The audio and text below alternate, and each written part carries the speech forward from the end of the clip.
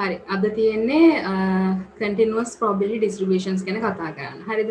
දැන් ගිය සතියේ කලේ අපි discrete ඒවා. අද තියෙන්නේ continuous ඒවා. discrete එක මතක ඇතිනේ. What is lecture discrete distributions ටික තමයි Bernoulli, binomial, Poisson distributions තුන. හරිනේ? ඊට පස්සේ අද කතා කරන්න තියෙන්නේ continuous distributions. අපි මේන්ලි කතා කරන්නේ continuous වල මෙන්න මේ normal distribution එක කියන එක ගැන. හරිද? මේකයි තව ඒවා තියෙනවා. ඒවා තමයි මේ කතා කරන්නේ. මෙතන මේ learning outcomes ටික නම් කියන්න ඕනේ නැහැ. ඒක නිකන් බලා ගන්න. ඒ මොනවද අපි කතා කරන්න කියන එක තමයි මෙතන තියෙන්නේ. එකින් එක කතා කරමු අපි. මුලින්ම තියෙන්නේ මේක විතර. Understand the difference between discrete and continuous distributions. ඉතින් මේක නම් දැනටමත් දන්නවනේ ගිය සතියේ කිව්වා discrete එකක් කියන්නේ මොකද්ද continuous distribution එකක් කියන්නේ මොකද්ද කියලා. ආය උදාහරණයක් මම කිව්වොත් මේක නිකන් කිව්වොත් එහෙම discrete distributions ගත්තොත් counts වලින් යන උදාහරණයක් ගත්තොත් number of books කිව්වහම 1 2 3 4 ඔය වගේ තමයි යන්නේ. හරිද? counting number එක විදිහට. ඒතර ඒ වගේ දෙයක් අපිට මෙන්න මේ වගේ මේවට කියන්නේ histograms එකක් මේ වගේ bin එකකින් දක්වන්න පුළුවන්. හරිද? මේ එකකට කියන්නේ bin එකක්. හරිද? the discrete distributions අපිට මේ වගේ bins වලින් denote කරන්න පුළුවන්. හරිද? ඊට පස්සේ එතකොට ඒක discrete version. continuous එකක් කියලා කියන්නේ points ගොඩක් තියෙනවා interval එක අතර. 1 2 කියලා interval එක ගත්තොත් එහෙම මේ interval එක අතර අපිට ඕනම අගයක් ගන්න පුළුවන්. 1.1 1.3 ඔය වගේ ගොඩක් අපිට ගණන් කරගන්න බැරි තරමට මේ points තියෙනවා. හරිද? ඒතර ඒ වගේක් තමයි අපි continuous distribution එකක් කියලා කියන්නේ. හරිද? ඒතර ඒ වගේ එකක් ගත්තොත් මෙන්න මේ විදිහට smooth විදිහට curve එකක් වගේ තමයි අපි සාමාන්‍යයෙන් හැදෙන්නේ. හරිද? ඒතර ඒක තමයි මේන්ම difference එක discrete එකේ continuous එකේ. හරිද? හරි. ඊට පස්සේ කියන්නේ continuous random variable එකක් කියන්නේ මොකක්ද?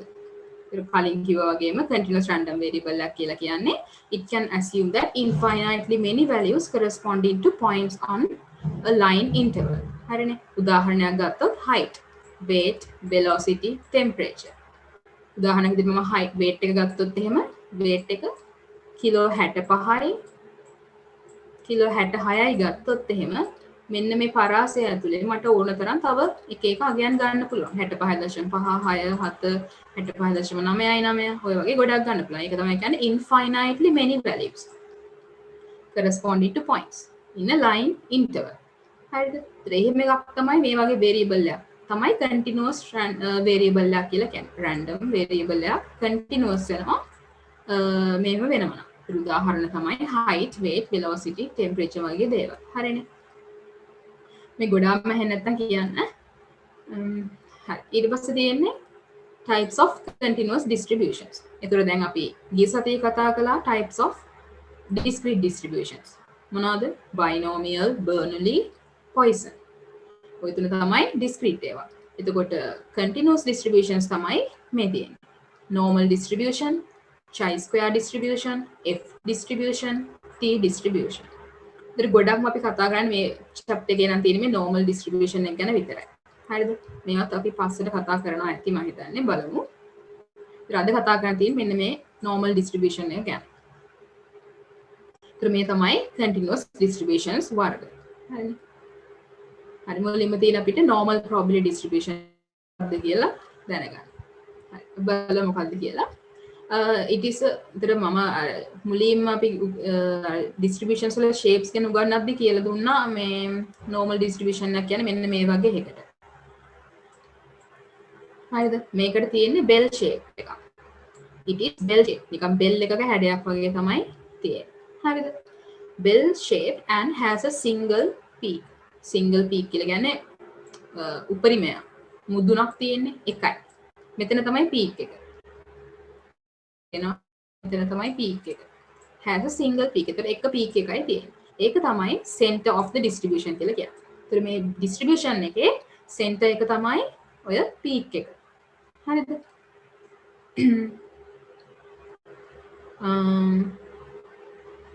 it is symmetric about the mean.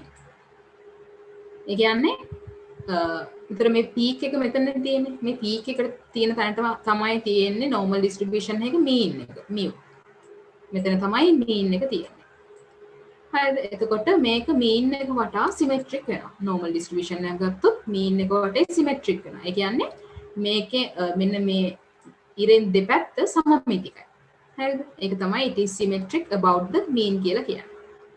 එතකොට මේක symmetric වෙනවා mean එක වටා. හරිද? එතකොට peak එක තමයි mean එක තියෙන්නේ. එතකොට mean එක වටා මේක symmetric වෙනවා.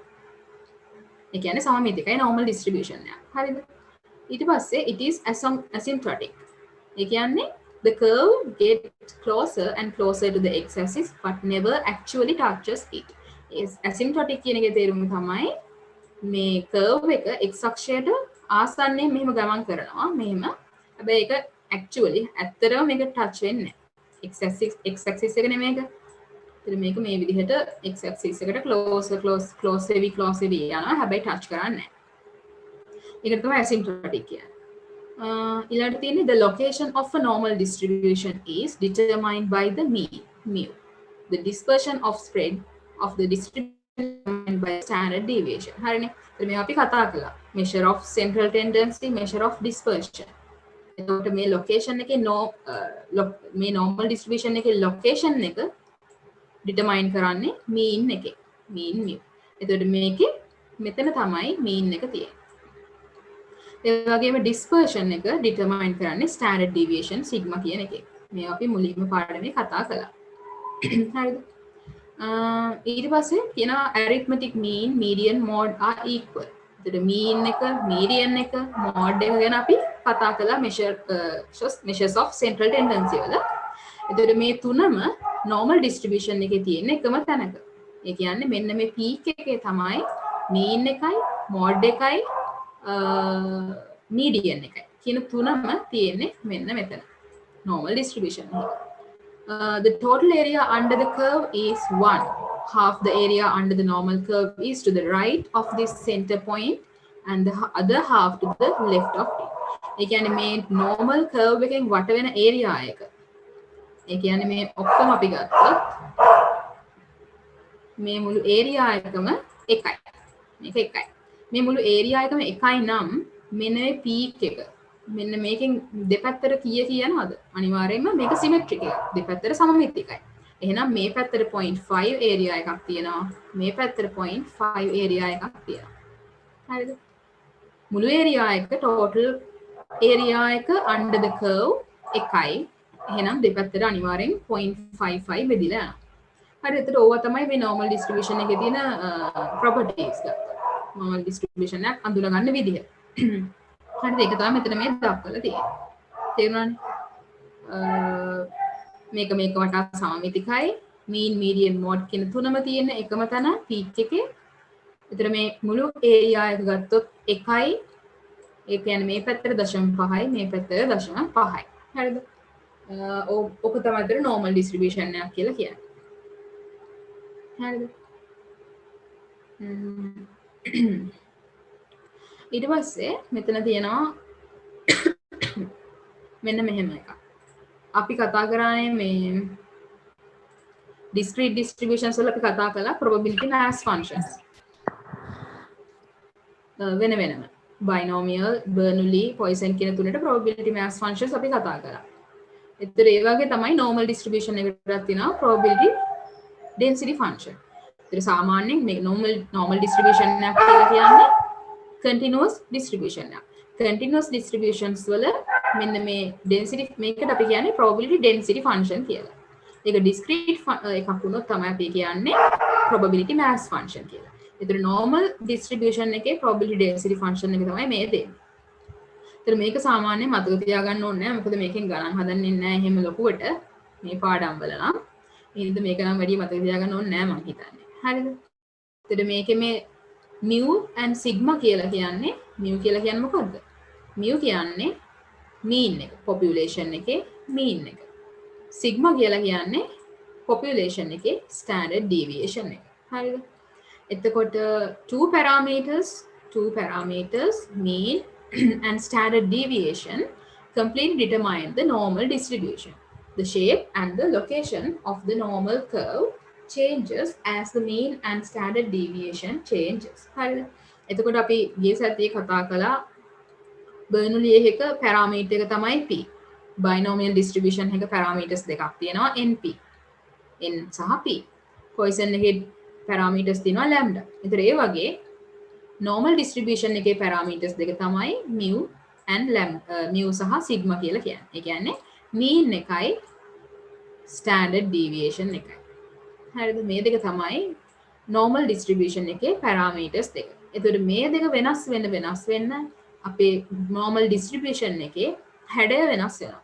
mean එක වෙනස් වුණොත් location එක වෙනස් වෙනවා. හරිද? mean එක වෙනස් වුණොත් වෙන්නේ location එක වෙනස් වෙන එක. මොකද mean එක කියන්නේ location එක measure කරන එකක් නේ. හරිද? ඒතර mean එක වෙනස් වුණොත් එහෙම location එකේ වෙනසක් සිද්ධ වෙනවා. standard deviation එක වෙනස් වුණොත් එහෙම curve එකේ shape එක වෙනස් වෙනවා. විහිදලා තියෙන පරාසය වෙනස් වෙනවා. standard deviation එක වෙනස් වෙනවා. හරිද? ඊට පස්සේ දෙන්නේ මේ එතකොට ඊට පස්සේ මේකෙන් දීලා තියෙනවා normal distribution එකේ මේ දෙක වෙනස් වෙද්දි කොහොමද shapes ටික වෙනස් වෙන්නේ කොහොමද normal distribution එක වෙනස් වෙන්නේ කියන එක තමයි මේ දීලා තියෙන්නේ. එතකොට දැන් parameters දෙක තමයි sigma සහ mu. මේ graph එකෙන් පෙන්නන්නේ sigma 1යි. හරිද? ඒ කියන්නේ standard deviation එක 1යි. එකයි නියතයක්. හරිද? standard deviation එක එකේ තියාගෙන මේ තියෙන හැම එකේම standard deviation එක එකයි. හරිද? standard deviation එක එකේ තියාගෙන මෙතන වෙනස් කරලා තියෙනවා mean එක. mu. හරිද? වෙනස් කරලා තියෙන්නේ mu. එතකොට කොහොමද මේ normal distribution එක වෙනස් වෙන්නේ කියන එක තමයි බලලා තියෙන්නේ. හරිද? ඒතර පළවෙනි එක ගත්තොත් එහෙම මෙන්න මේක. mu සමානයි 0යි. ඒ කියන්නේ mean එක 0යි standard deviation එක 1යි. ඒකට අදාළ curve එක තමයි නිල් පාටින් ඇඳලා තියෙන්නේ මෙන්න මේක. හරිද? ඒතර මේ curve එක ගත්තොත් sigma 1යි. ඒ කියන්නේ මේක විහිදලා තියෙන පරාසය. ගත්තොත් විහිදලා තියෙන්නේ මෙන්න මෙහෙම. නේ? මේ පරාසය තමයි විහිදලා තියෙන්නේ. හරිද? එතකොට ඊට පස්සේ මේ දෙවෙනි එක ගත්තොත් දෙවෙනි එක තැඹිලි පාටින් ඇඳලා තියෙන එක. ඒකෙත් සිග්මා 1යි. සිග්මා 1යි කියලා කියන්නේ එහෙනම් පළවෙනි එකේ පරාසයම දෙවෙනි එකට තියෙනවා. ඒත් තැඹිලි පාට කර්ව් එක තියෙන්නේ මේක. ඒත් මේක විහිදලා තියෙන පරාසය ගත්තොත් මෙතන ඉඳන් මෙතෙන්ට. හරිනේ. මෙච්චරක පරාසයක්. සාමාන්‍යයෙන් ගත්තොත් පරාසය එකමයි. ඒත් මේ හැම මේ කර්ව් එකම විහිදලා තියෙන පරාසය එකම පරාසයක තමයි විහිදෙන්නේ. ඒකට හේතුව සිග්මා එකක් වෙන හින්දා. හරිද? හැබැයි mean එක වෙනස් වෙනවා. mean එක මොකද වෙලා තියෙන්නේ දැන්? පළවෙනි එක ගත්තොත් එහෙම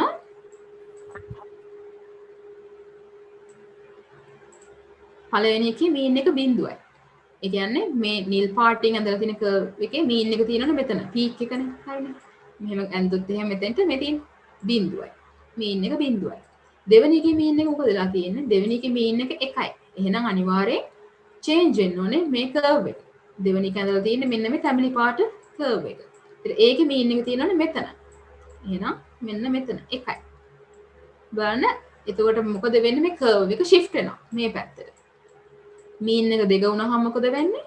2 වෙද්දී ඇඳලා තියෙනවා මෙන්න මේ නිල් පාට කර්ව් එක මේක. ඒත් එතන mean එක තියෙනවනේ මෙතන. හරිනේ. දෙකේ තමයි එයාගේ mean එක. ඊළඟට mean එක 3යි. ඒ කියන්නේ මෙතන මේ කර්ව් එක. මොකද වෙන්නේ mean එක වෙනස් වෙන්න mean එක ධනාගයකින් වැඩි වෙන්න මේ කර්ව් එක මොකද වෙන්නේ මේ පැත්තට ගමන් කරනවා. mean එක වෙනස් වෙනවා. ඊට පස්සේ බලන්න මේකේ mean එක ඍණ 1යි. එහෙනම් මොකද වෙන්නේ ඍණ පැත්තට යන්නේ. මේ තියෙන්නේ මේක. ඍණ 1 තමයි mean එක.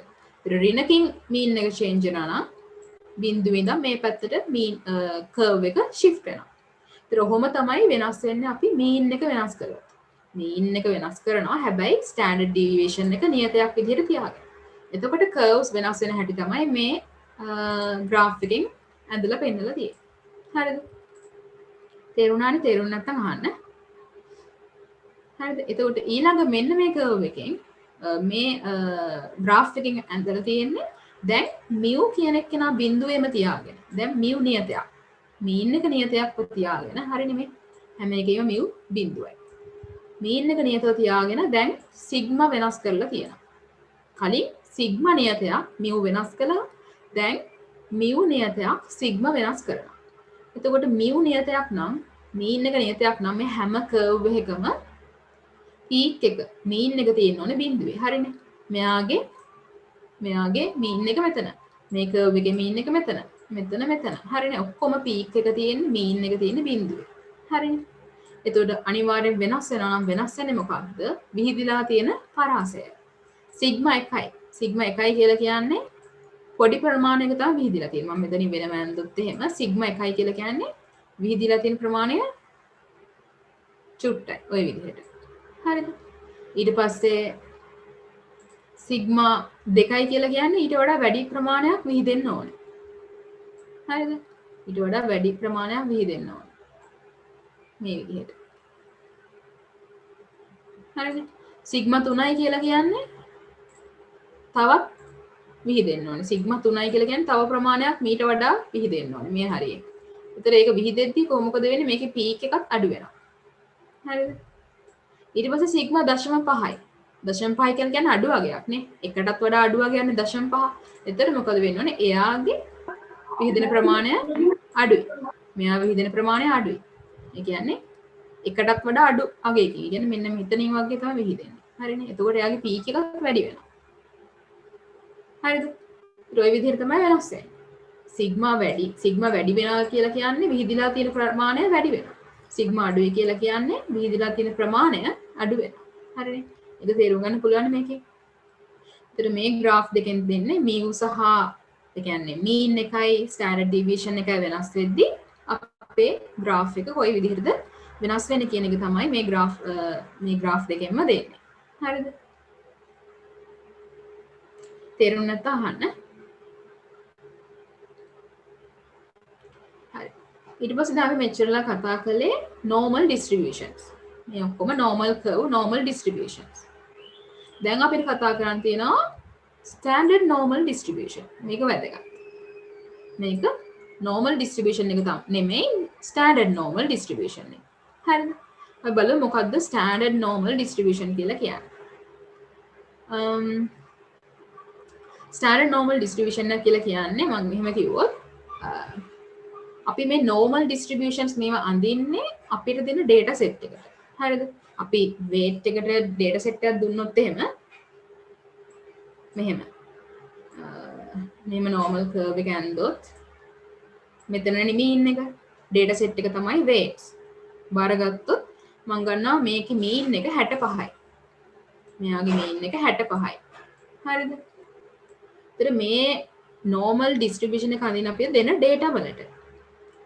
හරිද? ඊට පස්සේ අපි මේක standard normal distribution එකක් විදිහට පරිවර්තනය කරගන්නවා. හරිද? standard normal distribution එකක් කියලා කියන්නේ ඔය හැඩේම තමයි මෙතන බිඳුවයි. හරිද? ඒ කියන්නේ අපිට මේ දෙන මෙතන 65 නම් අනිවාර්යෙන් මෙතන 66 67 68 ඔය වගේ values තියෙනවානේ. මේ පැත්තට 64 63 62 50 ඔය වගේ values තියෙනවා. අපි කරන්නේ මේ දෙන values කියලා කියන්නේ මේ x අගයන්. හරිද? මේ x අගයන් අපි මොකද්ද කරන්නේ? standardize කරනවා. මේ තියෙන අපිට දෙන අගයන් අපි standardize කරනවා. standardize කරාම අපිට එනවා value එකක්. ඒකට අපි කියනවා z score කියලා. මේකට අපි කියන්නේ z score. හරිද? එතකොට ඒක හොයන්නේ අපි මේ value standardize කරන්නේ මෙන්න මේ සූත්‍රය use කරලා. හරිද? z කියලා කියන්නේ z score එක. ඒක අපි ගන්නෙ අපිට දෙන value එකකින් අපි අඩු කරනවා mean එක. ඊට පස්සේ ඒක බෙදනවා standard deviation එකෙන්. ඒතර මේ විදිහට අපි හැම value එකක්ම z score එකක් බවට පරිවර්තනය කරගන්නවා. හරිද? 65ට අදාළ අගය z score එක හොයනවා. 66ට අදාළ z score එක හොයනවා. 50ට අදාළ z score එක හොයනවා. ඒතර අපිට දෙන data වලට අදාළ z score එක අපි හොයා ගන්නවා. මෙහෙම හොයාගෙන අපි අඳින මේ curve එක තමයි standard normal distribution කියලා කියන්නේ. මේක standard distribution එක. හරිද? මේක නිකම්ම normal distribution එක. මේක standardize කරලා අඳින එක තමයි standard normal distribution කියලා කියන්නේ. හරිද? එතකොට දැන් මෙතන මීන් එක 65යි කියලා ගත්තා. මම මේ උදාහරණයෙන්ම කියන්නම්කෝ මේක බිඳි උනේ කොහොමද කියලා. හරිද? ස්ටෑන්ඩඩ් නෝමල් කර්ව් එකේ මේ පීක් එක බිඳුවයි. හරිද? ඒක වෙන්නේ හරි මම මෙතන මීන් එක 65යි. හරිද? මම නිකමට ගන්නවා ස්ටෑන්ඩඩ් ඩීවියේෂන් එක 2යි කියලා. ස්ටෑන්ඩඩ් ඩීවියේෂන් එක 2යි. මේ ඩිස්ට්‍රිබියුෂන් එකේ. මේකේ හරිද?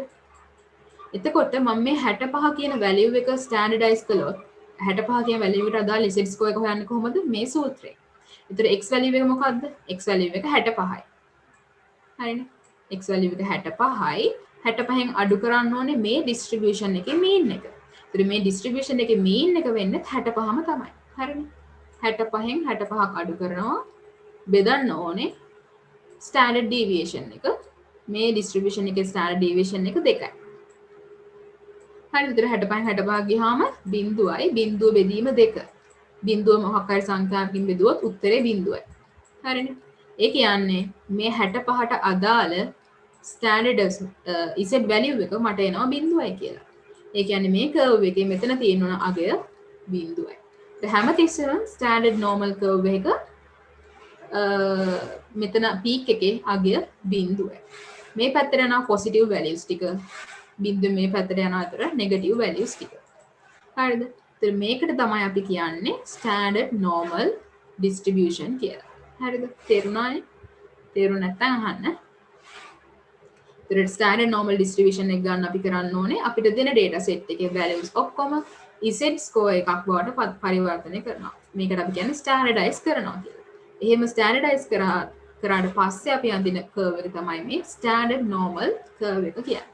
ඉතින් මේක මතක තියාගන්න ඕනේ Z score එක හොයන විදිහ. හරිද?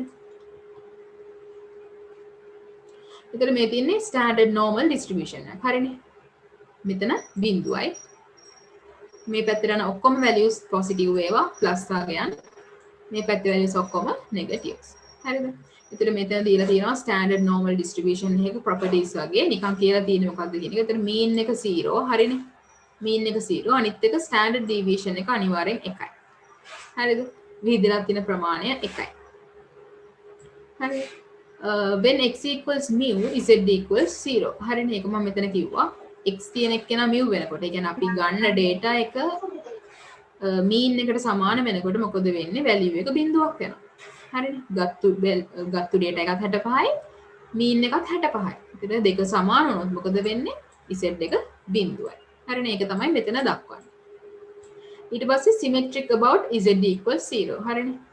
z equals 0 කියන්නේ මෙතන මේක වටා මේක symmetric සමමිතිකයි. හරිනේ. මේ area එකයි මේ area එකයි ගත්තොත් එකම area එකක්. හරිද? Values of z to the left of the center are negative. එතකොට මේ බිඳුවෙන් left hand side එක පැත්තට ගියොත් මේ ඔක්කොම values negatives. එතකොට right hand side එක පැත්තට ගියොත් මේ ඔක්කොම values positive. හරිද? ඊළඟට total area under the curve is 1. හරිද? මේකෙත් මේ මුළු curve එකේම වට වෙන වර්ගඵලය area එක ගත්තොත් එහෙම මේ මුළු area එක ගත්තොත් මේ මුළු area එක 1යි. හරිනේ? මේ මුළු area එක එන්න මේ මුළු area එක ගත්තොත් මේක 1යි. හරිද?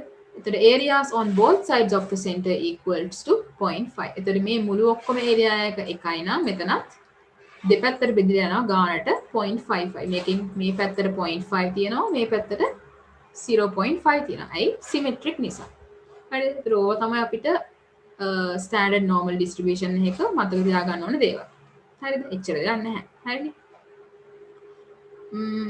හරි. ඒතර තේරුම් නැත්නම් දැන් අහන්න. හරි. ඊට පස්සේ තියෙන අපිට expected values. discrete එකට වෙනමම සහ continuous case එකට වෙනමම තියෙනවා. එතකොට මම ගිය සතියේ කතා අපිට ගානක් තිබ්බේ expected value එක හොයන්න. discrete distribution එක expected value එක හොයන්න. එතකොට මම කිව්වා සූත්‍රයක් expected value එක සමානයි y කියලා value එක ගත්තොත් එහෙම sigma y py. හරිද? මෙහෙම තමයි expected value එක හොයන්නේ. ඔය සූත්‍රය තමයි මෙතන දීලා තියෙන්නේ. discrete distribution එකක් නම් expected value එක හොයන්නේ sigma xi pxi. හරිද? මේ සූත්‍රය මතක තියාගන්න. expected value එක කියලා කියන්නේ අපි mean එක තමයි. හරිද? මේක mean.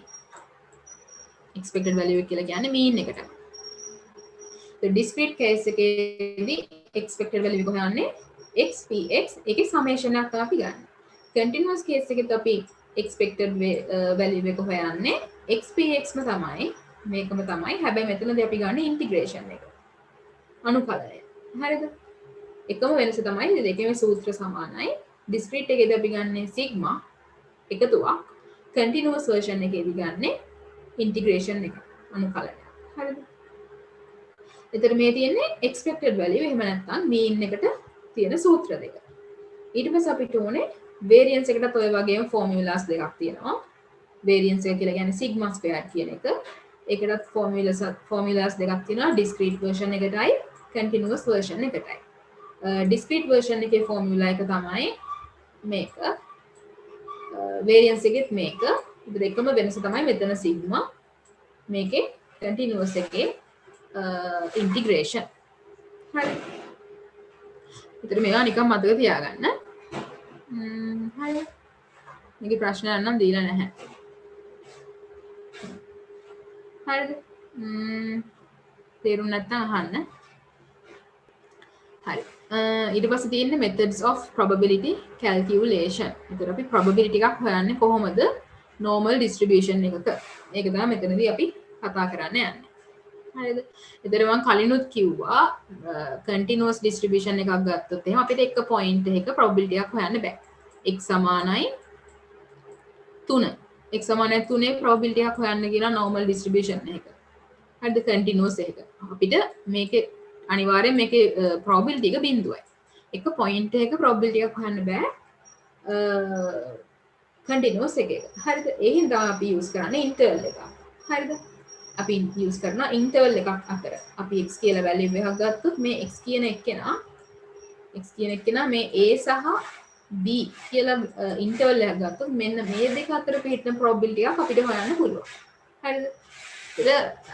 අපි probability එක හොයන්නේ මොකක් කරේ interval එකක. හරිද? දැන් මෙතන අපිට කියලා දෙනවා අපි කොහොමද probability එක හොයන්නේ කියලා. හරිද?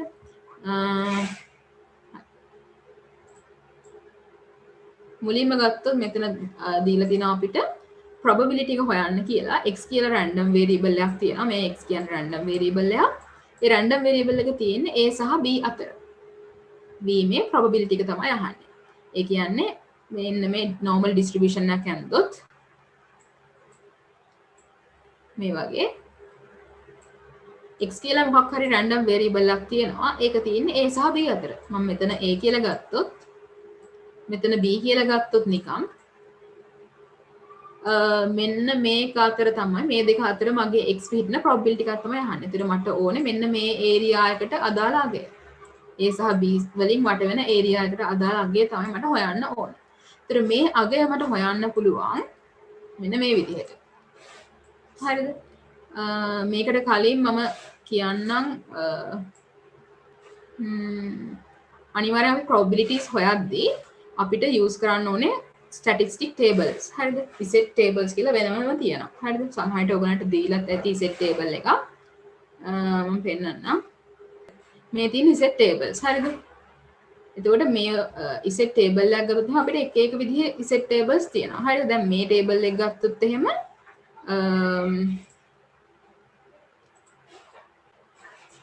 මේ table එක ගත්තොත් එහෙම මේකේ අපිට දෙන්නේ කියන්නේ මෙතන තියෙනවා z values. හරිද? මේ තීරුවේ තියෙන z values. හරිද? ඉතින් මේ අනිත් areas මේ ඔක්කොගෙම දෙන්නේ curve එකේ තියෙන area එක. හරිද? ඉතින් මේකේ ඇඳලා තියෙනවා මෙන්න මේ normal distribution එකේ අපිට මේ z table එකෙන් අපි බැලුවොත් මේකේ අපිට දෙන්නේ මෙන්න මේ මුල ඉඳන් මොකක් හරි z value එකක් දක්වා තියෙන area එකක් තමයි අපිට මේ table එකෙන් දෙන්නේ. මෙතන මුල ඉඳන්ම මෙතන z value එක මෙතනයි කියලා ගත්තොත් එහෙම මෙන්න මේ area එකට අදාළ value එක තමයි අපිට මේ z table එකෙන් දෙන්නේ. හරිද? ඉතින් එක එක විදිහේ tables තියෙනවා. තව table එකක් ගත්තොත් එහෙම මම මේ ටේබල් එක ගත්තොත් එහෙම මේ ටේබල් එකේදී මේ කර්ව් එක දිහා බලන්නකෝ. මේ ටේබල් එකේ මෙන්න මේ වැලියුස් වලින් අපිට දෙන්නේ මෙන්න මේ බිඳුවේ ඉඳන් දකුණු පැත්තට මොකක් හරි z value එකක z value එකක් ගත්තොත් මෙන්න මේ පරාසයට අදාළ ඒරියා එක තමයි මේ ටේබල්ස් වලින් දෙන්නේ. හරිද? ඒතර එක එක ටේබල්ස් තියෙනවා. මම හිතන්නේ ඔයගලන්ට දීලා තියෙන්නේ අර කලින් දෙන්නපු ටේබල් එක. මොකද ඒක තමයි ගොඩක්ම යූස් කරන්නේ. මේකට වඩා ඒක තමයි පහසුම එක. හරිද? මේකෙන් දෙන්නේ මේ බිඳුවේ ඉඳන් මොකක් හරි මේ පැත්තට තියෙන වැලියු එකකට අදාළ ඒරියා එකක් තමයි මේකෙන් දෙන්නේ. හැබැයි කලින් එකෙන් දෙන්නේ මෙන්න මේ මුල ඉඳන්ම මොකක් හරි z වැලියු එකක් දක්වා තියෙන මුළු ඒරියා එක තමයි කලින් ටේබල් එකෙන් දෙන්නේ. ඒතකොට ඒක තමයි ගොඩම පහසු. හරිද? එතකොට සාමාන්‍යයෙන් දෙන්නේ මේ විදිහට. එතකොට දැන් අපිට ඒක උවමනා වෙනවා මේකේ probability එක අපි හොයද්දී. හරිද? ගන්න විදිහ. එතකොට මම කිව්වා දැන් ඕනම එකක මෙන්න මේ ඒරියා එක මෙතන ගත්තොත් එහෙම මෙතන ඉඳන් මොකක් හරි z value එකක් දක්වා probability එකක් තමයි අපිට ටේබල් එකෙන් දෙන්නේ. ඒ හින්දා දැන් අපිට ඕන මෙතනදී a සහ b අතර මගේ මේ x value එක පිහිටන probability එකක් හොයන්න. ඒ හින්දා මට කරන්න ඕනේ දැන් මට කෙලින්ම මේ probability එක අපිට හොයන්න බෑ. අනිවාර්යෙන් ටේබල් එකකින් මේ probability එක අපිට කෙලින්ම ගන්න බෑ. අපිට ගන්නවා නම් ගන්න පුළුවන් මෙතන මුලින් ඉඳන් මොකක් හරි එක්ක a දක්වා තියෙන probability එක. මේ area එක. නැත්තම් මේ මුලින් ඉඳන් b දක්වා තියෙන area එකක් තමයි අපිට ගන්න පුළුවන්. කෙලින්ම මේ a සහ b අතර area එකක් ගන්න බෑ. ඒතර ඒක ගන්න පුළුවන් වෙනවා මට මෙන්න මේ විදිහට කළොත්. මම මෙතන ඇඳුත් මේක a සහ b a b මෙතන b නම් මම මුලින්ම ගන්නවා මෙන්න මේ b දක්වා තියෙන probability එක area එක. يعني මෙන්න මේ මුල ඉඳන් මෙන්න මෙතන ඉඳන් මෙන්න මෙතෙන්ටම තියෙන area එක ගන්නවා b දක්වා. හරිද? ඔය area එක මට ගන්න පුළුවන් table එකේ. හරිද? මොකද table එකෙන් අපිට දෙන්නේ මෙතන මුල ඉඳන්ම මොකක් හරි value එකක් දක්වා තියෙන ඒරියා එකක් තමයි අපිට ටේබල් එකෙන් දෙන්නේ. ඒතකොට මට මෙතන මුල ඉඳන් මෙන්න මේ B කියන තැන දක්වා තියෙන ඒරියා එක ගන්න පුළුවන් ටේබල් එකෙන්. ඒතකොට ඒක තමයි මේ තියෙන්නේ. ඒක අරගෙන මම එකෙන් අඩු කරනවා මෙන්න මේ කොටස. ඒ මුල ඉඳන්ම A කියන එක දක්වා තියෙන ඒරියා එක. ඒ කියන්නේ මෙන්න මේ ඒරියා එක අඩු කරනවා. ඒකත් මට ටේබල් එකෙන් ගන්න පුළුවන්. ටේබල් එකෙන් ගන්න පුළුවන් මට මෙතන මේ මුල ඉඳන්ම මෙන්න මේ a කියන වැලියු එක දක්වා තියෙන ඒරියා එක ගන්න පුළුවන් ටේබල් එකකින් කෙලින්ම. හරිද? ඒතර a වැලියු එක මම අඩු කරනවා. මේ තියෙන්නේ මයිනස් මෙන්න මේ කෑල්ල. එතකොට මෙන්න මේ පරාසයෙන්, ඒ කියන්නේ මේ මුළු ඔක්කොගෙම මෙන්න මේ කෑල්ල අඩු කරාට පස්සේ අපිට ඉතුරු වෙන්නේ මොකක්ද? ඉතුරු වෙන්නේ අපිට අවශ්‍ය කෑල්ල. හරිනේ? මේ මෙන්න මේ කෑල්ල a සහ b අතර තියෙන ඒරියා එක තමයි අපිට එන්නේ. හරිද? එතකොට මේ වගේ මොකක් හරි ඒරියා එකක් අපිට හොයන්න දුන්නොත් අපිට ටේබල් එකෙන් කෙලින්ම ගන්න බැයි නම් අපි මේවා කන්වර්ට් කරගන්න ඕනේ අපිට ගන්න පුළුවන් විදිහට. එතකොට මේ කියන්නේ මොකද්ද? මේ තියෙන්නේ මොකද්ද? මේ තියෙන්නේ මොකක් හරි probability x value එක b ට වඩා අඩු වෙන probability එක. මේ තියෙන එක x less than b. probability of x less than b. b කියන value එකට වඩා අඩු probability එක.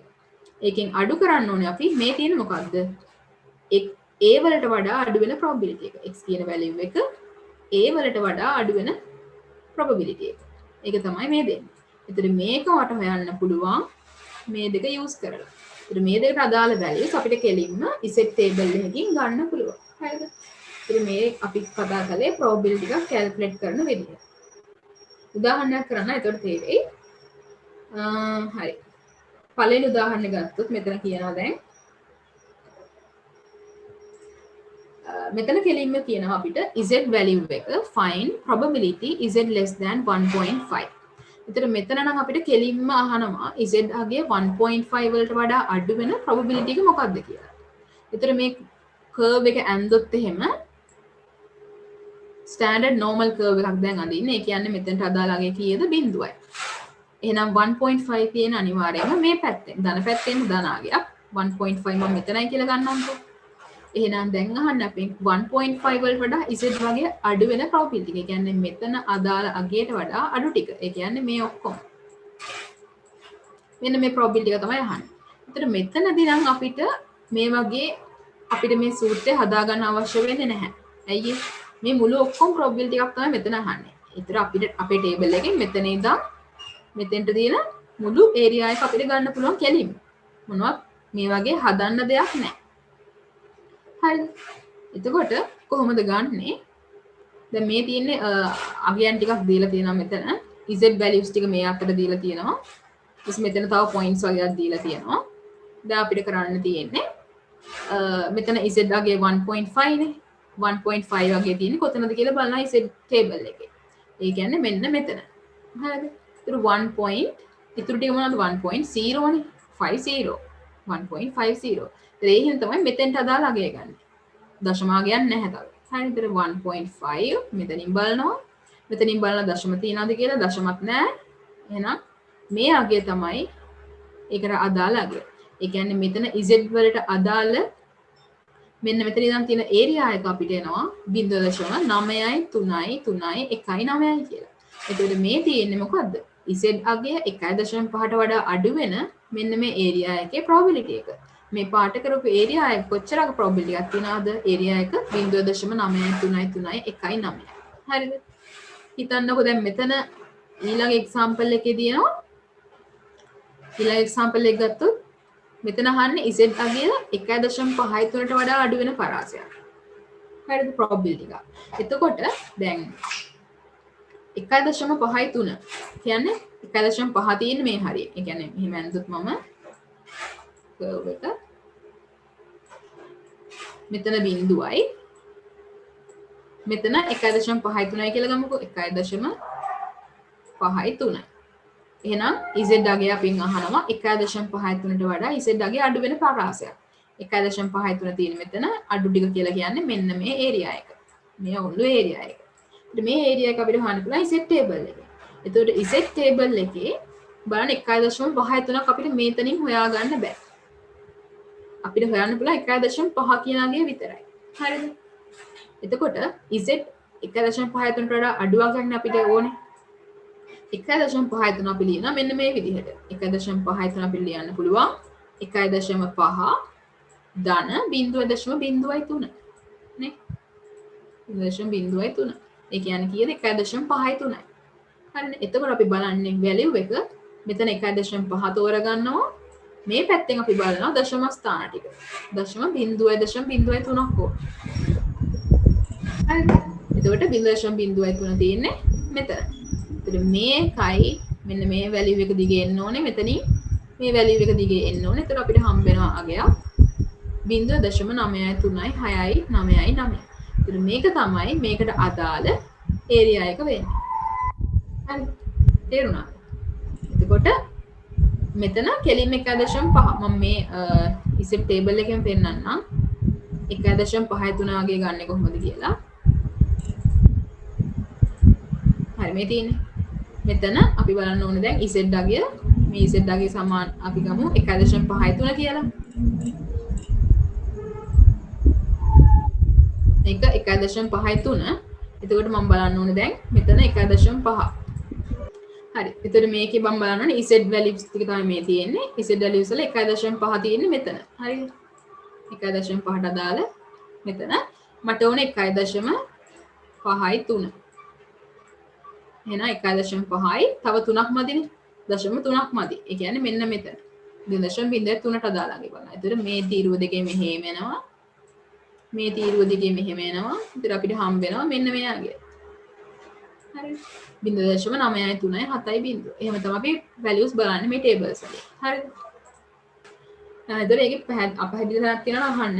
මොකද මෙයා බැරුව ඉතින් ඉස්සරහට ගිහින් වැඩක් නැහැ ඇත්තටම. probability එක හොයන විදිහ දැනගෙන ඉන්න ඕනේ. හරිද?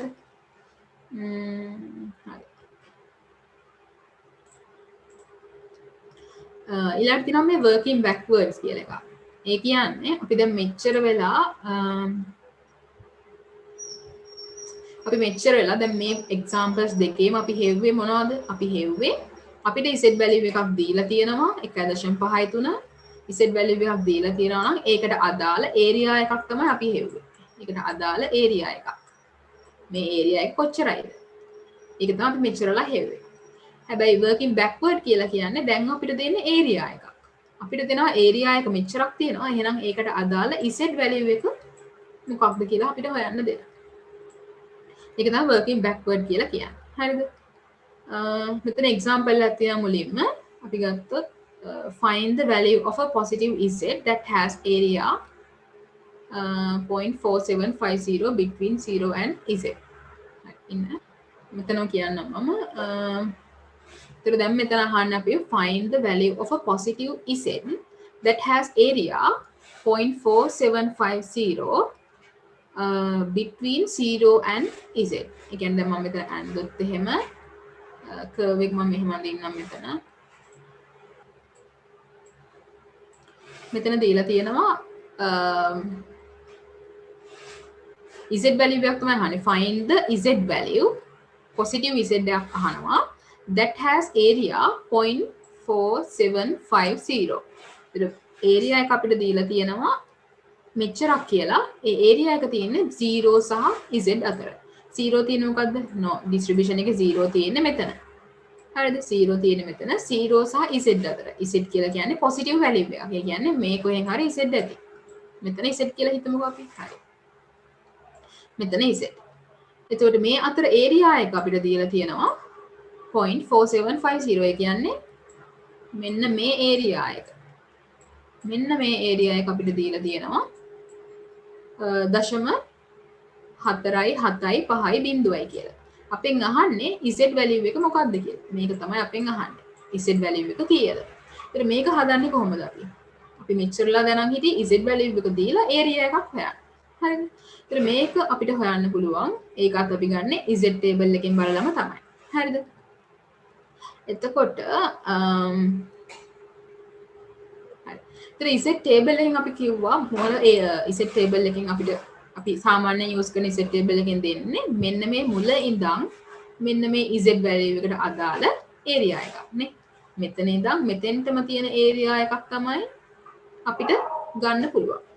එහෙනම් හැබැයි අපි දන්න area එක මෙච්චරයි. අපි දන්නේ බිංදුවේ ඉඳන් z දක්වා නම් 0.475 බිංදුවක් තියෙනවා. හැබැයි මේ ටික දන්නේ නැහැ. අපිට මේ ටික හොයන්න පුළුවන්. අපි දන්නවා අනිවාර්යෙන් මේ ටිකේ අගය. මෙන්න මේ ටිකේ අගය කොච්චරයිද? අනිවාර්යෙන් මේ අගය 0.5යි. 0.5යි මේ ඒරියා එක. ඇයි අපි 0.5 කියලා ගත්තේ?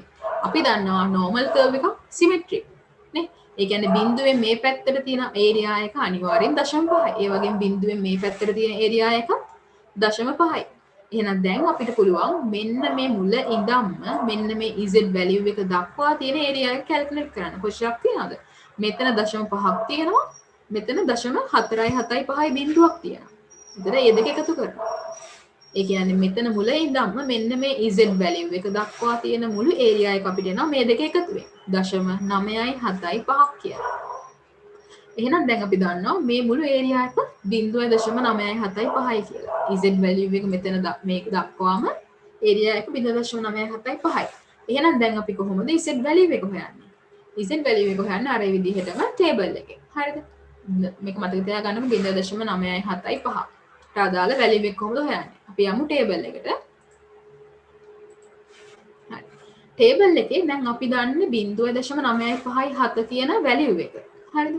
area එක. ඒතර areas දෙන්නේ මෙන්න මෙහි. ඒතර අපි බලන්න ඕනේ මේ හැම අගයකින්ම 0.975 කොහෙද තියෙන්නේ කියලා හොයාගන්න ඕනේ.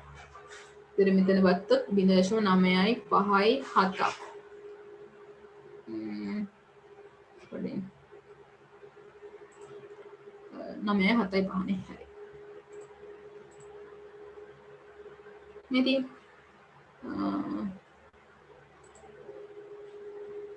බිංදුවයි දශම මෙති 9.75. මෙතනින් තමයි අපි ඒරියා එක හොයන්නේ. මොකද අපි දන්නේ දැන් ඒරියා එක. ඒරියා එක 0.975යි කියලා දන්නවා. එහෙනම් ඒරියා එක හොයනනේ මෙන්න මේ values වලින්. මේ වලින් නෙමෙයි මේ තියෙන z values. හරිද? එතකොට මේ තියෙන්නේ ඒරියා එක 0.975. මේකට අදාළ z value එක අපි දැන් හොයාගන්න. ඒ කියන්නේ මෙතන ඉඳන් මේ පැත්තට යන්න. කීයද හම්බෙන්නේ? 1.9. 1.9 හම්බෙනවා. ඒ වගේම මේ පැත්තෙන් උඩට ගියොත් අපිට මේක දිගේ උඩට ගියොත් එහෙම හම්බෙනවා 0.9 බිඳුවයි හයක් හරිනේ 0.06 එහෙනම් වැලියු එක කොච්චරයිද 1.9යි 0.06යි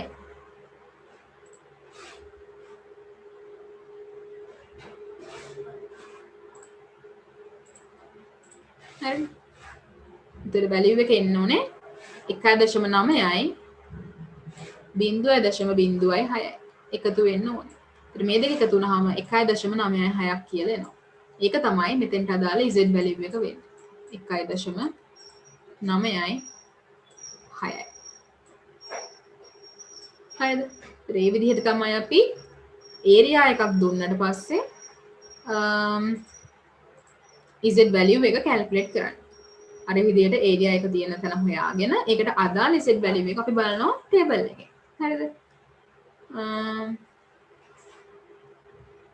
ඒ විදිහට තමයි බෑක්වර්ඩ් යන්නේ. හරි. ඊළඟට බලන්නකො එක්සැම්පල් එකක් තියෙනවා.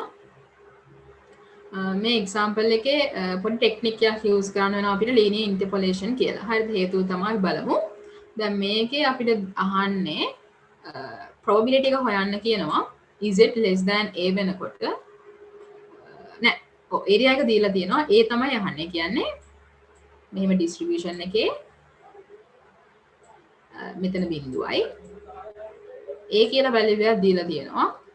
a වලින් වට වෙන يعني ඒරියා එක 0.75යි කියලා දීලා තියෙනවා. එහෙනම් අපි දන්නවා බිඳුව මෙතන ගත්තොත් එහෙනම් මේ ටික 0.5යි. ඒ කියන්නේ 0.75 කියලා කියන්නේ මේ ඔක්කොම වගේනේ නේ. මෙතන a කියලා දීලා තියෙනවා. මේ අගය a. හරිද? එතකොට මෙන්න මේ a කියන z අගයට වඩා අඩු වෙන ඒරියා එක මේ ඒරියා එක 0.75යි කියලා දීලා තියෙනවා. අපෙන් අහන්නේ a. ඒ කියන්නේ z වැලියු එක කොච්චරයිද? හරිද? ඒක තමයි අහන්නේ. එතකොට අපි කොහොමද ඒක හොයන්නේ? ඒකත් හොයන අර වගේම තමයි. දැන් මෙතන කරපු මෙතන දෙකම තමයි. හැබැයි අපිට මේක කෙලින්ම ටේබල් වැලියු එකේ එහෙම අගයක් නැහැ. හරිද? එතකොට අපි හෙව්වොත් දැන් මේ ඒරියා එක කොච්චරයිද? ඔක්කොම 0.75යි. ඒතර 0.75යි කියන එකට අදාළ z වැලියු එක අපි ටේබල් එකෙන් ගන්න ඕනේ. හරිද? අපි ටේබල් එක බලුවොත් එහෙම හරි. ටේබල් එකේ 0.75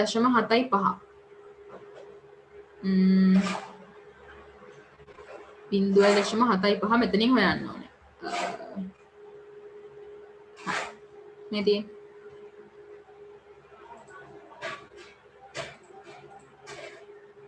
0.75ක් අපිට හොයාගන්න බෑ. හරියටම 7.5 හොයාගන්න බෑ. ඒකට ආසන්නෙන් අපිට හොයාගන්න පුළුවන් 0. මෙතන තියෙනවා 7.5යි 1යි 7ක්. ආයෙත් 0.7යි 4යි 8යි 6ක්. අනිවාර්යෙන් 0.75 කියන අගය තියෙන්න ඕනේ මෙන්න මෙතන. මැදනේ නේ. මේ දෙක අතර අගයක් තමයි 0.75 කියලා කියන්නේ. 0.75 තියෙන්නේ 0.7යි 4යි 8යි 6යි 0.7යි 5යි 1යි 7යි අතර. එහෙනම් මේ හරියෙන් තමයි තියෙන්නේ. අපිට හරියටම වැලියු එක මෙතන හොයන්න බෑ. එතකොට අපි කරන්නේ මේ වැලියුස් දෙකට අදාළ z අගයන් ගන්නවා. මම ගත්තොත් 0.7යි 4යි 8යි 6. මේකට අදාළ z වැලියු එක කොහොමද ගන්නෙ? මේක දිගේ මේ පැත්තට යනවා. ඊට 0.6ක් එනවා. උඩට ගියොත් එහෙනම් මේක දිගේ 0.07ක් එනවා. එහෙනම් මේ වැලියු එකට අදාළ අගය 0.6යි 7යි. හරිනේ. මේකයි එකතු වෙන්න ඕනේ. 0.6ට 0.07ක් එකතු වෙන්න ඕනේ. හරිද? එතන 0.6යි 7ට අදාළ වැලියු එක මම මෙතනින් යන්න 0.6යි 7 7ට අදාළ වැලියු එක තමයි ඔය 0.7යි 4යි 8යි 6ක් කියලා තියෙන්නේ.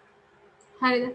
ඊට පස්සේ මේ 0.7යි 5යි 1යි 7 මේ අගයට අදාළ z අගය ගත්තොත් 0.7යි 5යි 1යි 7 මේකට අදාළ z අගය ගත්තොත් එහෙම මට එනවා මෙතනින් 0.6යි මේ පැත්තෙන් උඩට ගියොත් එහෙම 0.08යි. ඒ දෙක එකතු වුනහම එනවා 0.6යි 8ක් කියලා. ඒත් මම මේ වැලියුස් දෙක ලියා ගන්න ඕනේ. හරිද? හේතුව තමයි මට 0.75ක් මේ ටේබල් එකෙන් කෙලින්ම හොයාගන්න බෑ. හරිද? ඊට පස්සේ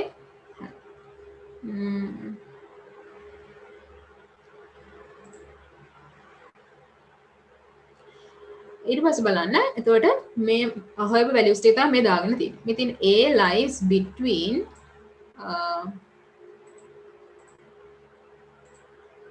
a lies between 0 z equals 0.65 and මෙතන 0.65 නෙමෙයි මේක වැරදිලා ඒගොල්ලන්ට.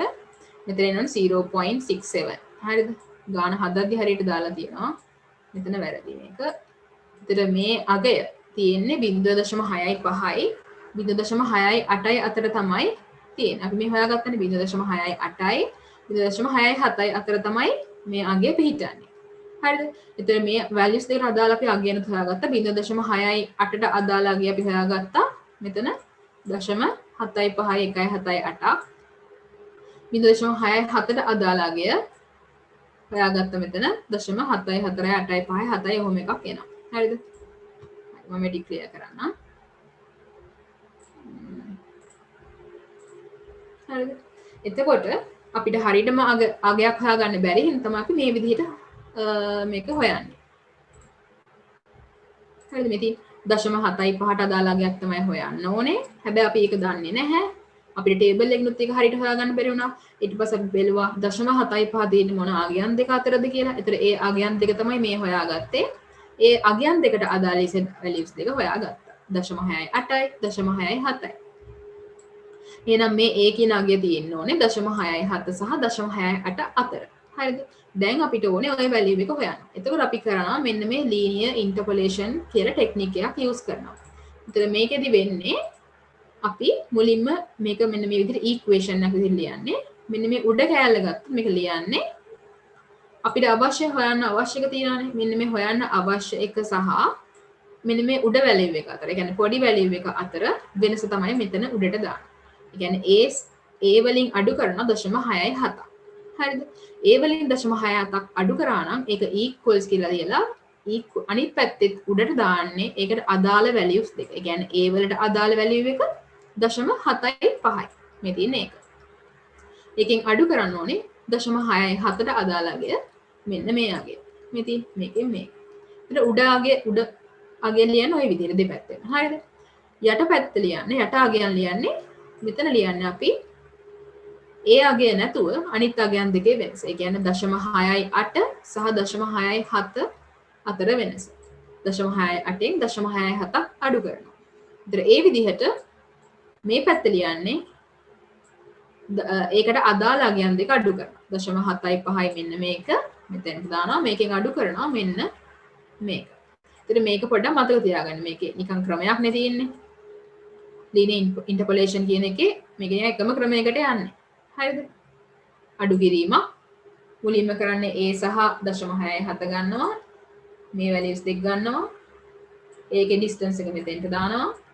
ඒකට අදාළ values දෙකේ distance එක එහා පැත්තට දානවා. මෙතෙන්ට. ඊට පස්සේ එරට දාන්නේ a නැතුව මේක අතහැරලා මෙන්න මේ values දෙක. හරිනේ? අනිත් පැත්තට දාන ඒකෙම values දෙක. හරි. ඒතර දැන් මෙතන equation එකක් තියෙන්නේ. equation එකේ දන්න පදයකට තියෙන අපි a විතරයි. ඒතර මේක සුළු කරන්න පුළුවන්. මේක නිකන් එකතු කිරීම අඩු කිරීම සුළු කරලා අපිට ඒව හොයාගන්න පුළුවන්. ඒතර a වල අගය එනවා approximately 0.6යි 5යි 4යි 5ක් කියලා. ඒතර අපිට අවශ්‍ය උනේ a වල අගය හොයන්න.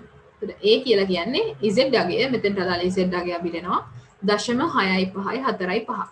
එතකොට මේ linear interpolation කියන ටෙක්නික් එක අපිට use කරන්න උනේ මෙන්න මේ area එක අපේ table එකේ හරියටම අගයක් තිබ්බේ නැති හින්දා. දැන් මේවා වල මේකේ 0.975ට අදාළ z අගයක් අපිට ගන්නට හොයාගන්න පුළුවන් වුණා table එකේ. z tables වලින්. හැබැයි මෙතන 0.75ට අදාළ අගයක් අපිට z table එකෙන් හරියටම හොයාගන්න බැරි වුණා. ඒ හින්දා තමයි මෙතන linear interpolation කියන ටෙක්නික් එක use කරන්න උනේ.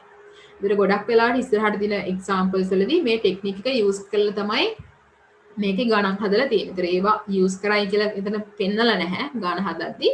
ඒතර අපිට ටේබල් එකෙන් හරියට හොයාගන්න බැයි නම් මේ ටෙක්නික් එක යූස් කරලා අපි z අගය හොයාගන්න ඕනේ. හරිද? ඉස්සරහට තියෙන එක්සැම්පල්ස් වලදී. හරිද? මේක තේරුම් නැත්නම් අහන්න.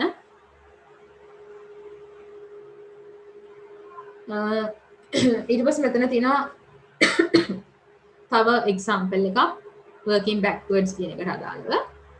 මේ එක්සාම්පල් එක කතා කළොත් මේක කියන්නේ find the value. එතන මේකේ මේ අනික normal distribution වල මේකේ එක එක විදිහට ගණන් දෙන්න පුළුවන්. හරිද? area එකක් දීලා z value එකක් හොයන්න පුළුවන්. z value එකක් දීලා area එකක් හොයන්න පුළුවන්. එතකොට ඒ වගේම areas දකුණු පැත්තෙන් දෙන්න පුළුවන්, වම් පැත්තෙන් දෙන්න පුළුවන්. එක එක විදිහට ගණන් දෙන්න පුළුවන්. කොහොම කළත් එකම විදිහට තමයි යන්නේ. මේක z values tables වලින් හොයලා අපිට මේක කරන්න තියෙන්නේ. ඒතර ගාන තේරුම් ගන්න එක තමයි මේ වැදගත්ම දේ. හරිද? එතකොට මෙතන කියනවා find the value of z that has area 0.05 to its right. හරිද? දැන් මෙතන කියන්නේ area එකක් දීලා තියෙනවා දකුණු පැත්තෙන් 0.5. දැන් මේක area එක කොහෙන්ද දුන්නේ අපිට? මේ distribution එකේ area එක අපිට දුන්නේ ඉස්සරහින්. නේ? මෙතන ඉඳන් මෙතෙන්ට area එකක් දුන්නේ. දැන් මේ ගාන අපිට දෙන්නේ area එක 0.05ක් කියලා කියනවා right side එකේ ඉඳන්. ඒ කියන්නේ මෙන්න මෙතන ඉඳන්.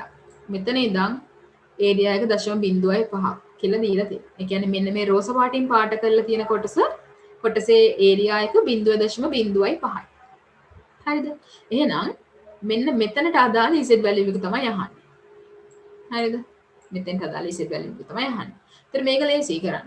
එතකොට අපි ටේබල් එකෙන් දෙන්න මොන අගයන්ද? ටේබල් එකෙන් අපිට ගන්න පුළුවන් මෙන්න මේ මුල ඉඳන් මෙතෙන්ට අදාළ ඒරියා එකට අදාළ z එක ගත්තා අපිට හොයන්න පුළුවන්.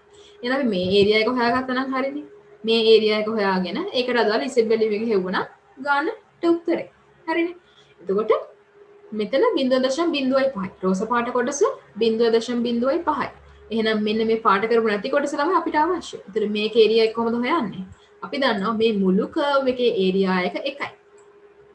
ස්ටෑන්ඩඩයිස් නෝමල් කර්ව් එකේ ඒරියා එක එකයි. අපි දන්න ප්‍රොපර්ටි එකක් ඒක. එහෙනම් එකෙන් අඩු කරනවා 0.05ක්. හරිද? 0.05ක් අඩු කරනවා. එතකොට අපිට එනවා මෙන්න මේ පාට කරපු නැති කොටසේ ඒරියා එක. මේ කොටසේ ඒරියා එක එනවා. ඒතකොට එකෙන් 0.05ක් ගියාම එනවා අපිට 0.95. මේ තියෙන්නේ ඒක. එතකොට මේ පාට කරපු නැති ඒරියා එක 0.95යි. එහෙනම් දැන් අපි හොයන්න ඕනේ 0.95ක ඒරියා එකට අදාළ මෙතන z value එක. මේක අපිට හොයන්න පුළුවන් ටේබල් එකෙන්. එතකොට අපි ටේබල් එකට ගියොත් එහෙම 0.95ක් අපිට මේ ටේබල් එකෙන් හොයන්න ඕනේ. ඒරියා එක 0.95. හරිද? ඒ 0.95 කියන අගය ආමේ තියෙන මෙතන ගත්තොත් එහෙනම් 0.95ක් අපිට හරියටම හොයාගන්න බෑ. හරිද? පෙන්නන්නම මේකේ තයි. ඉතින් 0.95යි 0.5ක් තියෙනවා. 9.4යි 9.5ක් තියෙනවා. මේ දෙක අතර තමයි මෙන්න මේ කොයි හරි තමයි 0.95 තියෙනවා. හරිද? ඒතර අපිට හරියටම වැලියු එකක් දෙන්න බෑ. එහෙනම් අපි මොකද කරන්නේ?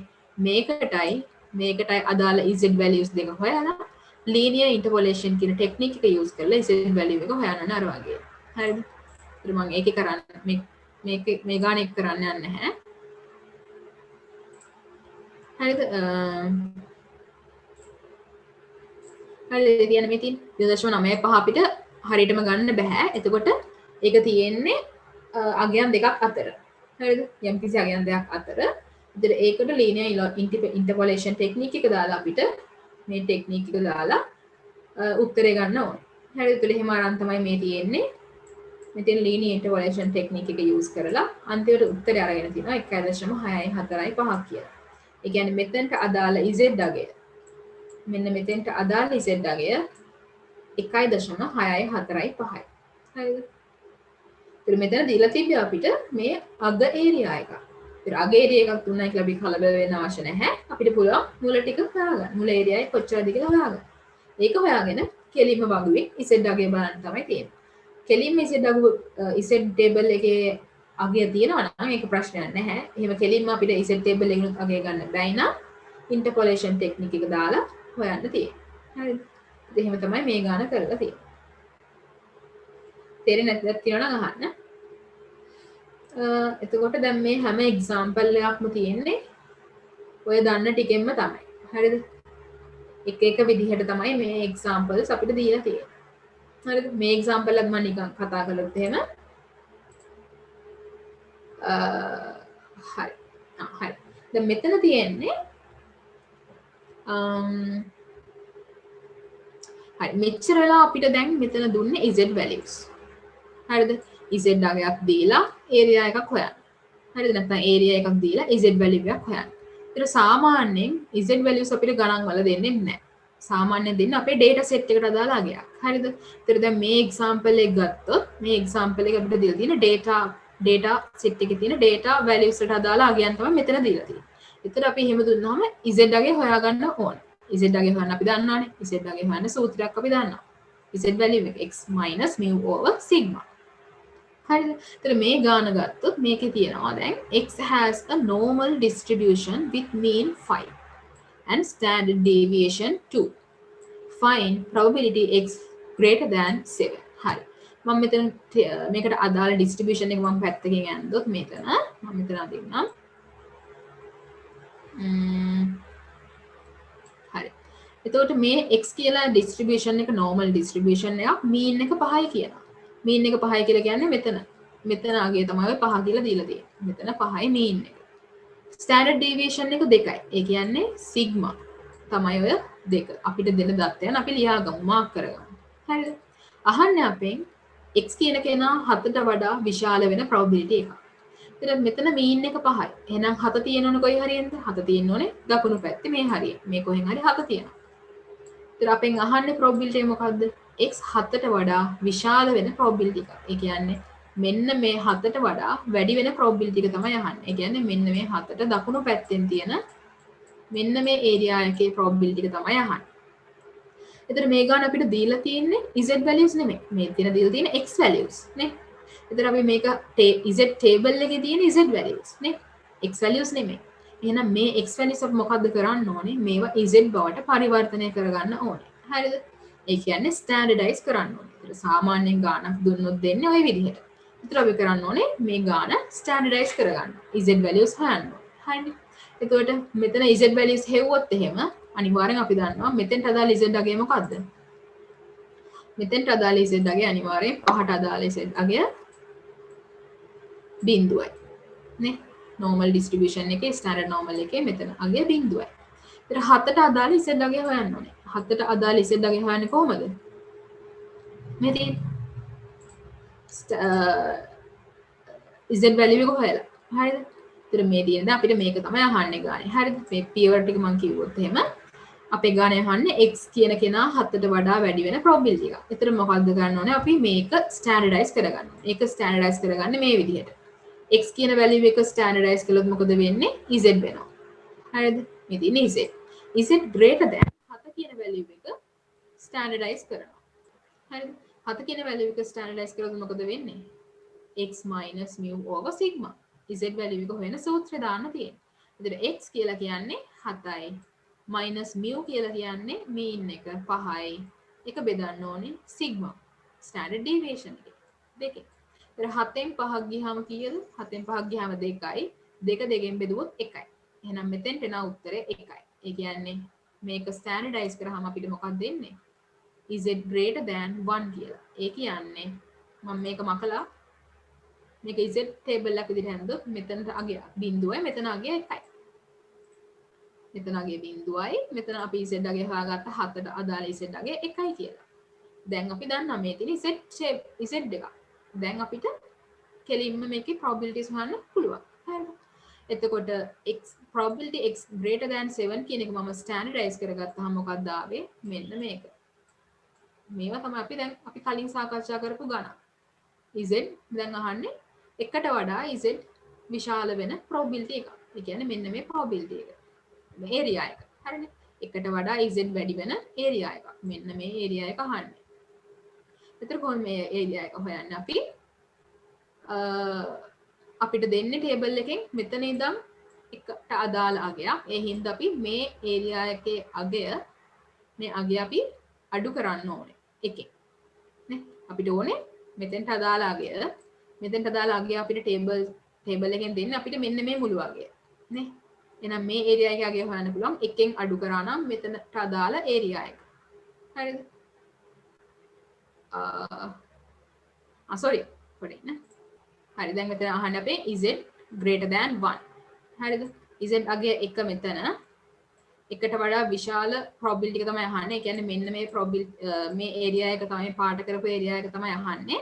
ඒතර මේ area එකේ මේ area එක අපිට කෙලින්ම හොයාගන්න බෑ. ඒ හින්දා මොකද අපි කරන්නේ මේ area එක හොයාගන්න මුළු area එකකින් අඩු කරනවා. මෙන්න මේ area එක. හරිනේ. මුළු area එක කොච්චරයිද? 1යි. එකෙන් අඩු කරන්න ඕනේ මෙතනට අදාළ area එක. මෙන්න මේ area එක. නේ? මේ area එක අපිට හොයන්න පුළුවන් table එකකින්. මේ area එක අඩු කරත් එන්නේ අපිට මෙන්න මේ කළු පාටින් පාට කරලා දෙන area එක. ඉතින් මේ රතු පාට area එක මොකද්ද? z less than 1. එකට වඩා z අඩු වෙන area එක තමයි මේ තියෙන්නේ. හරිනේ. එතකොට මම අර මුලින්ම කිව්වේ අපිට මේ වගේ ගාණක් තිබ්බොත් මේක අපිට ලියා ගන්න පුළුවන් 1 minus probability z less than 1 කියලා. හරිද? එහෙනම් මෙතෙන්ට අදාළ අගය කොහොමද හොයන්නේ? 1 ඍණ probability z less than 1. z අගය එකට වඩා අඩු වෙන area එක. කියන්නේ මෙන්න මේ area එක. හරිද? එතකොට ඒක අපි table එකෙන් බලමු. z අගය එකට වඩා අඩු වෙන area එක. ඒතර z value එක 1යි. එක තියෙන්නේ මෙතන. මේ තියෙන 1 එකට අදාළ අගය 0.8යි 4යි 1යි 3යි. හරිද? 8යි 4යි 1යි 3යි. ඉතින් මේක අඩු වෙන්න ඕනේ 0. කීයද තිබ්බේ 8යි 4යි 1යි 3යි. 0.8යි 4යි 1යි 3යි. ඉතින් මේකෙන් මේක අඩු කරාම අපිට එනවා උත්තරේ එකෙන් මේක අඩු කරාම එනවා 0.1යි 5යි 8යි 7ක් කියලා. හරිද? ඒක ඔය විදිහට තමයි හොයන්නේ. ඉතින් මෙතන මේ කරලා තියෙන එක මෙන්න මේක ගැන පොඩ්ඩක් වැඩි බලන්න යන්න එපා. මොකද මේ සුළු කිරීම කරලා තියෙන්නේ මේ අපි දැන් යූස් කරපු ටේබල් එක භාවිතා කරලා නෙමෙයි. මේක සුළු කිරීම කරලා තියෙන්නේ මෙන්න මෙතන මෙන්න මේ ටේබල් එක යූස් කරලා තමයි ඔය සුළු කිරීම කරලා තියෙන්නේ. හරිද? මම හිතන්නේ ඔයගලන්ට දෙන්නේ මෙන්න මේ ටේබල් එක. හරිනේ? මුලින් ඉඳන්ම මෙතෙන්ට තියෙන වැලියු එකක් වැලියු එකට අදාළ ටේබල් එක තමයි ඔයගලන්ට දෙන්නේ. ගොඩක් වෙලාවට දෙන්නේ ඒක. මම හිතන්නේ ඔයගලන්ට දීලා ඇති. මේ එහෙනම් මේක ගැන වැඩි වද වෙන්න යන්න එපා. ඒත් මම මේ කලේ අපි දැන් දැනට කරගෙන ආපු ටේබල් එක යූස් කරලා. හරිද? කෙලින්ම එකකින් අඩු කරන්න තියෙන්නේ මෙයාගේ. ඉතින් එන්නේ මෙයාගේ. හරිද? ඒකට තේරුම් නැති දෙයක් තියෙනවා නම් අහන්න. හරිද? ඒතර මේතන උනේ මම ආයෙත් කෙටියෙන් කිව්වොත් අපිට දීලා තියෙන x values. හරිද? x values දුන්නාම අපි මොකද කරන්නේ? ඒවා z බවට පරිවර්තනය කරගන්නවා. ඉතින් මේ x greater than 7 කියන එක මම z value z බවට පරිවර්තනය කරගත්තාම මට එන්නේ මේක. ඉතින් මේක අපි දන්න එකක් නේ. z අගය එකට වඩා වැඩි වෙන probability එක තමයි අහන්නේ. හරිද? x අගයන් දුන්නාම අපි standardize කරගන්න ඕනේ z value එක හොයලා. ඉතින් ඒක විතරයි කරන්න තියෙන ලොකු අලුත් දෙයකට තියෙන්නේ. ඊට පස්සේ අර වගේම tables වලින් බල අගයන් දාන්න තමයි තියෙන්නේ. හරිද? තේරුම් නැත්නම් අහන්න. හරිද? ඊට පස්සේ මෙතන තියෙන examples ටික. මේවා try කරන්න. මම මේක කියන්නම්කෝ දැනට. හරි මේක තියෙන්නේ the weights of packages of ground beef are normally distributed with mean 1 එතන මෙතන අපිට දීලා තියෙනවා weight of packages වල weight එක normally distributed වෙනවා වෙනවයි කියව ගමන් ඔයගොල්ලෝ normal curve එකක් ඇඳලා බලන්න මේ වගේ. එතනින් මම දින්නම්කෝ මේ වගේ normal curve එකක් ඇඳගන්න. ඇඳලා දත්තයන් ටික ලකුණු කරගන්න. ඒක ලේසි ගාන හදන්න. දැන් තියෙනවා with mean 1 mean 1 කිව්ව ගමන් ඔයගොල්ලෝ දැනගන්න ඕනේ mean එක තියෙන normal curve එකේ මෙතන. එහෙනම් මෙතන 1යි. standard deviation එක 0.1. standard deviation එක කියලා කියන්නේ sigma. ඒ කියන්නේ ඒක පැත්තකින් ලියා ගන්න sigma 0.1යි. හරිද? What is the probability that a randomly selected packages weighs between 0.8 and 0.85 pounds? හරි. දැන් මෙතන අහන්නේ අපෙන් අහන්නේ randomly අපි ගන්න pack එකක් weight එක 0.8යි 0.85 අතර අගයක් වීමේ probability එකක්. ඒ කියන්නේ 0.8 තියෙන්නේ කොයි හරි ඉන්න මේ කර්ව් එක ගත්තොත් 0.8 තියෙන මේ හරිය කියනවා නේ 0.8 මේ හරියකින් තියෙනවා 0.85 තියෙන්නේ කොයි හරියද පොඩ්ඩක් මේ හරියන්නේ 0.85 හරිද එතකොට අපි රැන්ඩම්ලි ගන්න පැක් එකක් මෙන්න මේ ඒරියා එකේ අඩංගු වෙන probability එකක් තමයි අහන්නේ. කියන්නේ මම පාට කරලා පෙන්නනොත් එහෙනම් මෙන්න මේ ඒරියා එකේ probability එක තමයි ඔය අහන්නේ. නේ? මේ ඒරියා එකට අදාළ probability එක 0.8යි 0.85යි අතර probability එක තමයි අහන්නේ. ඒත් මේකත් කරන්න තියෙන අර විදිහටම තමයි. ඒතකොට දැන් මට අවශ්‍ය එක මොම ලියා ගන්න. මට අවශ්‍ය වෙන්නේ මෙන්න මේක.